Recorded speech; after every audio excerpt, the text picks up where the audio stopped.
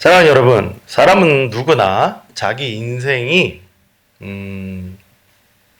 좀 더 자유롭기를 바랍니다. 그렇죠? 네. 누가 시키는 대로 끌려가기보다는 내가 원하는 길을 스스로 선택하고 그 안에서 행복한 삶을 살고 싶어 하죠. 그래서 이런 마음을 잘 보여주는 노래가 있는데 노래 제목이 내 인생은 나의 것. 이란 아주 주옥 같은 곡이 있습니다. 이 가사의 내용이 이렇습니다. 부모님의 사랑과 기대 속에서 착하고 순종적인 아이로 살아왔지만 이제 내 마음과 선택도 존중해 달라면서 내 인생이 나의 것이니까 내가 책임지고 살아겠다. 더 이상 어떤 간섭하지 말라. 이게 노래의 핵심입니다. 사실 이러한 메시지가요. 어떻게 보면 시대의 아이콘이라고 얘기할 수 있고 뭐 그런 감정의 표현이라고 얘기할 수 있는데 그렇지 않습니다. 이게 굉장히 깊은 철학 사상과 연결되어 있는데 그게 바로 장폴 샤르트르가 말한 실존주의 철학과 연결되어 있습니다. 여러분, 실존주의는 사람은요 처음부터 정해진 설계대로 사는 존재가 아니라 스스로 선택하여서 자기의 모습을 만들어가는 존재이고 그 선택의 결과도 내가 책임진다. 내 인생은 나의 것이다. 이렇게 강조하는 것입니다. 그래서 흔히 세상은 뭐라 말하냐? 내 인생은 내 것이니 내가 하고 싶은 대로 살겠다. 그리고 그 결과도 내가 감당하겠다. 여러분, 이러한 사상이요. 바로 현대인이 말하는 자유의 기본적인 개념입니다. 이해하셨죠? 여기까지 잘 따라오고 계십니까? 그러니까 이런데 성경은 인간의 자유에 대해서 조금 이 얘기하는 다른 말씀을 하시죠. 성경에 따르면 사람은 원래부터 완전히 독립된 자유 존재가 아니라는 것이죠.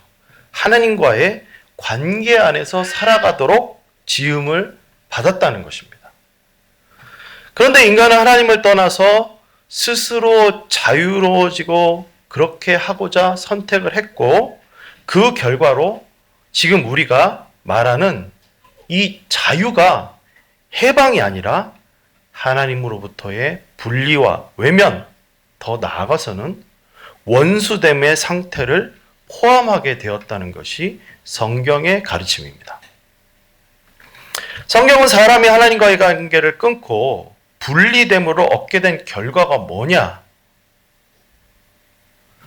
바로 죄와 저주와 죽음 그리고 마귀의 지배를 받는 인생이 되었다고 선언하는 것입니다.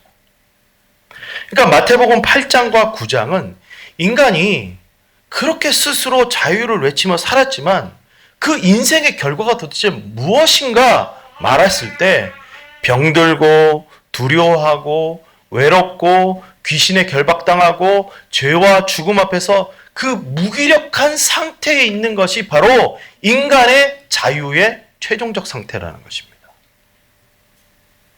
믿으십니까? 사람이 하나님을 떠나서 얻은 자유는 그 대가를 반드시 지불했어야만 하는데 생명의 반대가 되는 죽음 아래서 신음하고 고통당하는 상태가 바로 인간의 자유의 대가라는 것입니다. 이게 얼마나 비참합니까? 이러한 인간의 비참한 상태를 위해 누가 오셨습니까? 바로 예수 그리스도. 우리 하진이가 너무 잘 알고 있습니다. 그러니까 스스로의 타락의 길을 걷고 있는 사람을 누가 구원하러 오셨다고요? 그렇지요. 하나님 자신이신 예수 그리스도께서 오신 것입니다. 여러분, 성경은 이 예수 그리스도 오심이 사람의 삶에 정말 기대할 수 없는 진짜 자유를 회복시킨다는 것입니다. 할렐루야. 그 자유케 하심이 바로 나병 환자를 깨끗게 하셨고 중풍병자를 일으키시며 혈루증 여인을 낫게 했고 죽은 아이를 일으키시며 맹인을 고치시고 귀신을 쫓아내고 말씀의 권세를 가지고 자연 풍랑까지도 다스리는 전능의 역사를 보여주셨다는 것입니다. 마태복음은 예수님이 사람에게 왜 필요한가를 묻는 것입니다. 그러한 이 문제에 대해서 사람은요, 무기력하다는 거예요. 스스로 인생의 죄의 문제를 해결할 수 없다는 것이 성경의 일관된 팩트예요. 그러니까 오히려 오랜 기간 사람은요, 이 죄 아래 신음하면서 노예로 살아왔다는 거예요. 노예. 그러니까 이러한 죄 아래 있는 자의 마지막 모습에 대해서 지금 마태복음이 오늘 우리에게 다시 한번 지목하는데, 누구를 지목하냐? 말 못하는 이를 지목합니다. 32절 한번 볼까요? 시작. 그들이 나갈 때에 귀신 들려 말 못하는 사람을 예수께 데려오니. 그러니까 마태복음은 맹인에 이어서 말 못하는 이가 예수님께로 나왔다는 것입니다. 누가 나왔다고요? 말 못하는 이. 그런데 이 말 못하는 이유를, 그가 말 못하는 이유를 성경은요, 뭐라고 설명하시냐? 그가 귀신에 사로잡혔기 때문이라고 소개합니다. 여러분, 이 사람은요, 귀신에 사로잡혀 말을 못하는 것입니다. 그렇죠? 네. 우리가 좀 더 깊게 알아야 될 것은 이 모든 병의 근원이 귀신으로부터 시작되지 않는다는 것이죠. 여러분, 이렇게 모든 것이 귀신으로부터 시작된다는 것은 김기동의 귀신론입니다. 그렇게 생각하면 큰 이 성경의 가르침과 위배되는 것이에요. 모든 병의 근원이 귀신의 역사라고 보는 게 바로 이단적 가르침입니다. 성경은요, 병의 근원이 꼭 귀신이라고 말씀하지 않습니다. 이것을 우리가 좀 더 깊게 기억해야 되는데, 귀신의 역사는 다른 차원에서 이해해야 돼요. 그게 뭐냐? 귀신은요, 마귀의 수하예요. 누구의 수하라고요? 마귀. 그러니까 죄의 지배 아래 있는 사람들을 지배하는 악한 영입니다. 그러니까 귀신은 기본적으로 지배 구조에서 이해하는 것이 바로 성경의 중요한 가르침입니다. 그러니까 예를 들면 어떤 사람이 성도인데 귀신에 사로잡힐 수 있는가 물어보시는 경우가 많아요. 이런 그 질문을 많이 받았는데, 기본적으로 예수 그리스도와 연합된 자는 귀신의 지배를 받을 수 있습니까? 없습니다. 빛과 어둠이 공존할 수 없듯이 귀신은 절대로 성도를 지배할 수 없습니다. 할렐루야. 그러나 기억하셔야 돼요. 성도에게 여전히 악한 세력은 공격하고 계속 두렵게 만들 수는 있지만 지배할 수 없다는 것을 꼭 기억하셔야 됩니다. 그래서 우리는 악한 영에게 뭐라고 선포해야 됩니까? 나사렛 예수 이름 명하노니 묶임을 풀고 떠나 갈지어다. 할렐루야. 이렇게 선포하는 것이 중요한 성도의 외침이며 믿음이라는 것입니다. 그러나 오늘 이 사람은요, 예수 그리스도의 통치를 받기 이전에 그는 사망의 법 아래서 귀신의 지배를 받고 있었던 정말로 안타까운 인생이었습니다. 그런 그를 오늘 예수님은 말씀으로 말미암아 쫓아내심으로 그가 말하기 시작했다는 것입니다. 할렐루야. 이러한 주 예수 그리스도의 역사에 사람들의 평가가 갈리기 시작해요. 자, 우리 33절, 34절 한번 읽어보도록 할까요? 시작. 귀신이 쫓겨나고 말 못하는 사람이 말하거늘 우리가 놀랍게 여겨 이르되 이스라엘 가운데에서 이런 일을 본 적이 없다 하되 바리새인들은 이르되 그가 귀신의 왕을 의지하여 귀신을 쫓아낸다 하더라. 예수님의 사역의 결과에 대해서 하나의 평가는 예수님의 그 축기 사역을 너무 놀랍게 여겼습니다. 다른 하나는 예수님의 사역의 근원을 귀신의 왕을 의지해서 한다고 평가절하한 것입니다. 여러분, 왜 이러한 엇갈리는 반응이 있었는가 하면 당시에요, 축기라는, 그러니까 귀신을 쫓아내는 사역이 일반적이지는 않았지만 전혀 없는 역사는 아니었다는 것을 기억하셔야 돼요. 그러니까 요세포스의 글에 보면 엘르아살이라는 이 사람이 솔로몬의 전승을 사용해서 귀신을 어떻게 쫓아냈다라는 기록이 명확하게 나옵니다. 그러니까 그때 그가 사용했던 것이 뭐 반지, 뿌리, 주문과 같은 매개체를 이용해서 이 주술적 개념에 의해서 축기를 하였던 것을 기록이 있어요. 그러니까 기록이 있을 정도면 여러분 얼마나 많이 주변에서 행해졌겠나 유추할 수 있죠. 그러니까 그러다 보니까 축기의 문제는 뭐로 항상 귀결됐느냐? 누구의 권세로 하는가가 중요하게 생각되었던 거예요. 그러니까 앞에서 말한 엘르아살 같은 경우는 솔로몬의 그 전승의 권위로 했던 것처럼 일반적으로 축기가 어떤 권세로 명하느냐에 따라 더 요염하고 효염이 있다는 생각이 이 시대에는 좀 비슷하게 있어요. 여러분 우리도 좀 그런 거 있지 않습니까? 무당 더 있잖아요. 예, 신발이 더 좋은 사람 있고 약한 사람 있다고 그러잖아요. 그런 것과 비슷한 얘기예요. 그런데 오늘 예수님은 자신의 그 말씀으로 명하심으로 말미암아 귀신이 떠나가고 말 못하는 이가 말을 하게 된 것입니다. 그러니까 잘 보세요. 성경이 지금 이제껏 주술에 대한 축기를 사람들이 많이 봤지만 예수님의 그 말씀으로 인한 축기의 사역은 처음 봤던 거예요. 그러니까 여기 이제까지 보지 못했다라고 사람들이 다 뭐예요? 놀라워했다는 것입니다. 할렐루야. 그러나 바리새인은 이 예수님의 역사가 자신의 입장에서는 굉장히 받아들이기가 힘들었죠. 왜 그랬을까요? 그렇습니다. 무리의 반응은 자신들이 쥐고 있는 그런 종교적인 해석의 권위, 백성들의 지도권을 흔들 수 있는 매우 위험한 역사였다라고 판단된 것이죠. 즉, 그들은 예수님의 역사가 하나님의 것으로서 느끼면서도 자신의 유익과 입장에 보면 예수님을요, 의도적으로 적대했다는 것입니다. 그래서 그들이 즉각적으로 예수님께 반응한 것이 무엇인가? 당시 사람들의 이해하는 방식으로 예수님의 역사는 뭐로부터 왔다? 귀신의 왕을 힘입어 하는 것이라고 프레임을 씌운 겁니다. 이게 성경의 다른 말로 나오는데 여러분들이 알아듣기 쉽게 오늘날의 표현을 하면 프레임을 씌운 거예요. 여러분, 이러한 방식은 사자성어로 효녀시청이라는 것인데 거짓과 과장, 왜곡된 말이라 그럴싸한 외형을 써서 사람들이요 원래 보고 있던 사실을 판단을 흐리게 만드는 이 고도의 심리전을 말할 때 이런 프레임이라는 단어를 쓰는 것이죠. 여러분, 사람들이 왜 프레임을 씌우는 것일까요? 그렇죠. 굉장히 생각보다 간단한 얘기예요. 자신이 불리하기 때문에 상황을 유리하게 만들고자 의도적으로 루머를 퍼뜨리는 것입니다. 이러한 접근이 기가 막힌 이 마귀의 전략 중에 하나라는 것을 기억하셔야 돼요. 여러분, 복음의 본질을 왜곡하는 것입니다.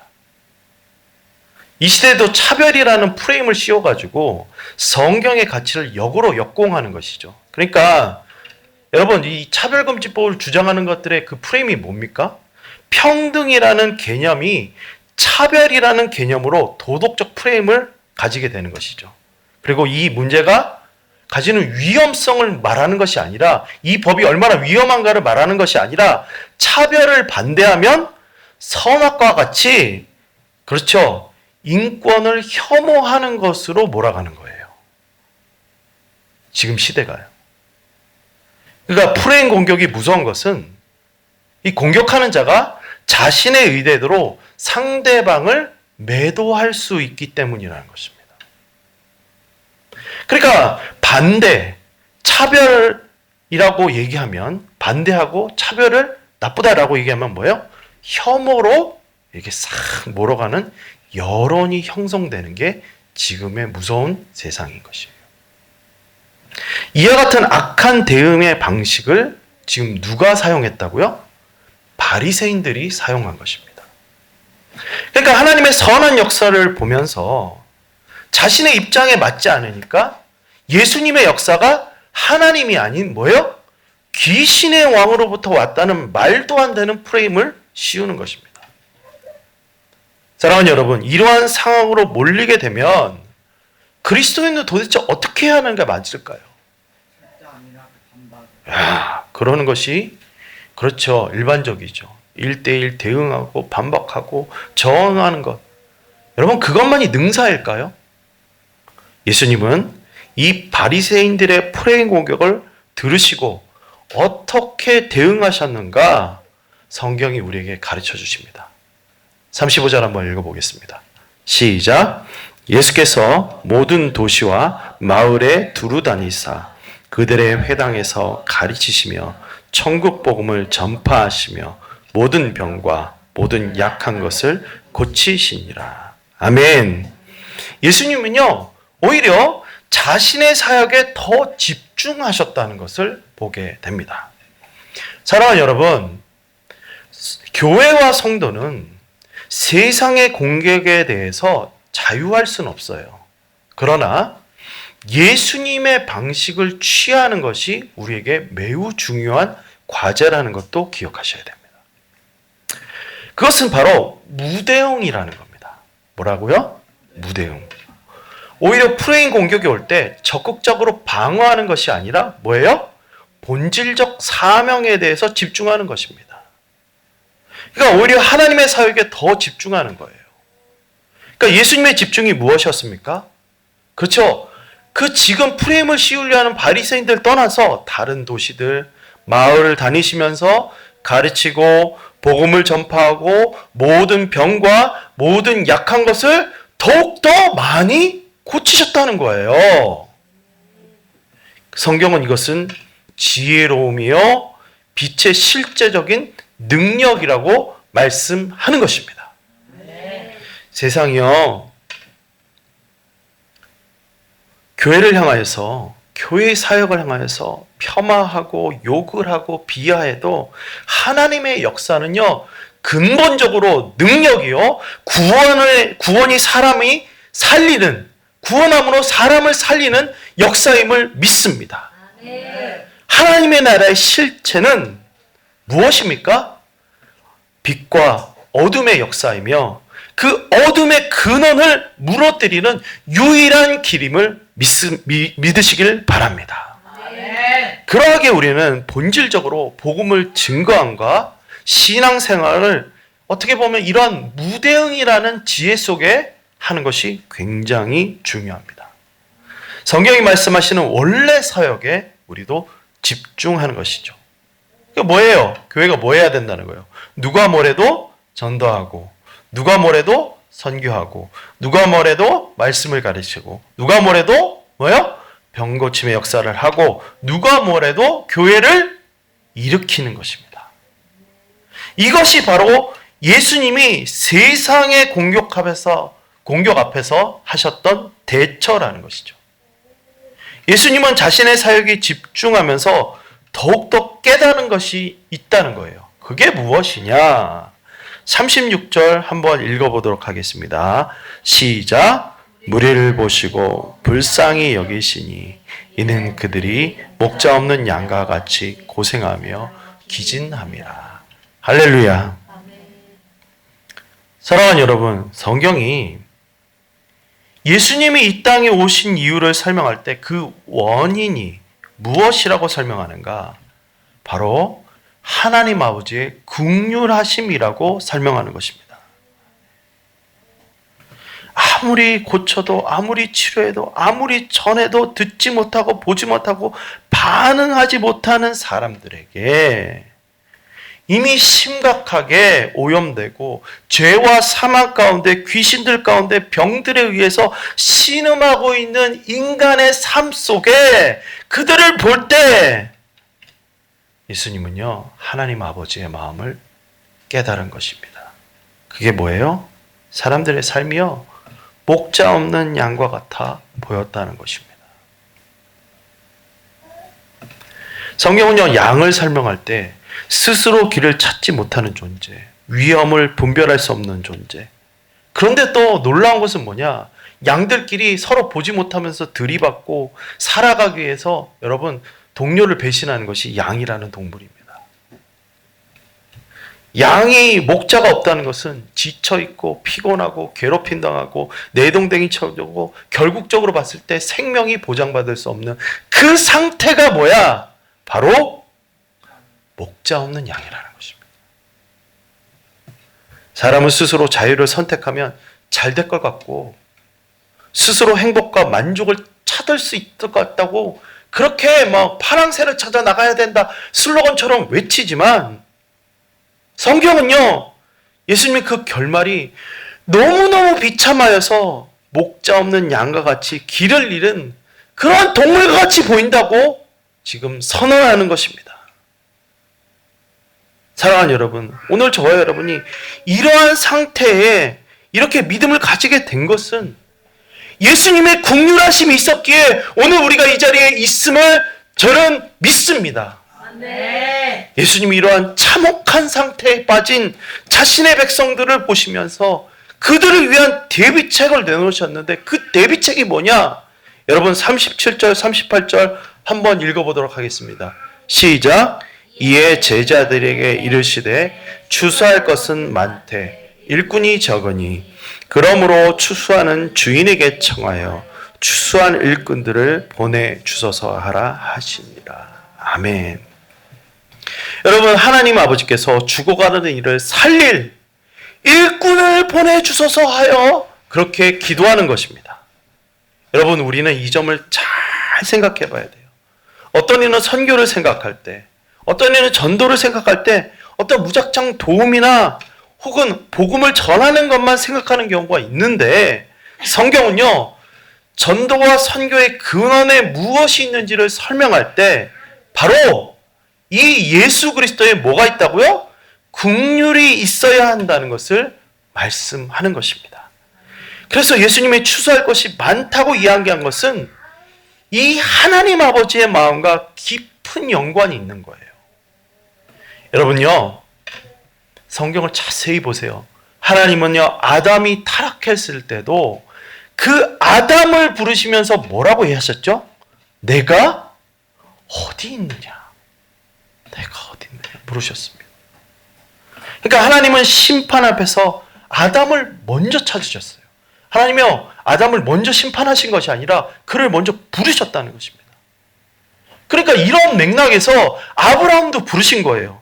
그러니까 아브라함을 부르신 것은 단지 그에게 복을 주기 위함만이 아니라 그를 통해서 인류가 하나님의 민족으로서 복을 받고 복 안에서 모으시기를 원하는 하나님의 원대한 뜻이 있었던 것입니다. 그걸 가리켜 뭐라고 합니까? 긍휼하심이라는 거예요. 구약은 이러한 하나님의 마음을 너무너무너무 잘 담고 있다는 거예요. 그러니까 구원이라는 것은 이 하나님의 찾으심 안에 기인하는 정말 그 흩어진 자를 모으시는 하나님의 긍휼의 역사라는 것을 여러분 잊지 마시길 바랍니다. 그렇다면 예수님의 이러한 표현은 하나님 아버지의 마음을 가지고 있는 자들을 보내서서 정말 교회가 지금 전도와 선교, 이 맨 공격과 비난과 프레임에 대한 어려움 속에서도 대처할 수 있는 근원적 능력을 구해야 한다는 것을 예수님은 가르쳐주고 계시는 것입니다. 사랑하는 여러분, 그러니까 계시록은 큰 그림을 우리에게 이야기하는데 여러분, 이 시대의 끝에 결국에는 뭐가 완성되느냐? 그러한 하나님께서 원하시는 흩어진 양들이 다 하나씩 둘씩 모아서 각 나라의 족속과 백성과 방언에서 그 큰 무리가 나오는데 결국은 모든 하나님이 원하시는 그 잃어버린 양들이 추수되어서 추수가 완성될 것이라고 오늘 우리에게 가르쳐 주는 것입니다. 그 완성이 뭐냐? 바로 더 이상 눈물과 고통과 죽음이 없고 목자 되신 하나님께서 백성을 완전하게 돌보시는 그날이 온다는 것입니다. 사랑하는 여러분, 우리가 이 예수님의 마음을 품고 있다면 이제는 우리가 나아가야 됩니다. 이번 우리 전사님이 기도하시면서 이 일을 순종하려고 해요. 아이부터 어른에 이르기까지 적극적으로 이 일에 함께 하려고 합니다. 우리가 전도의 일을 이번에 하려고 해요. 믿음으로 바라보는 것은 이 역사가, 이 첫 단추가 아마 교회 역사의 새로운 출발점이 될 거라고 생각합니다. 그래서 여러분, 우리가 많은 것들을 듣고 많은 것들을 깨닫는 것도 중요하지만 예수님의 이 말씀을 오늘 우리가 순종하는 것이 더 중요하다고 저는 믿습니다. 그래서 우리가 이 복음의 확장을 위하여서 추수할 일꾼을 보내달라고 기도하시고 동시에 우리가 이 전도와 선교에 참여하는 안디옥 교회 공동체가 되시기를 간절히 축원합니다. 할렐루야. 찬송가 부르겠습니다. 하나님의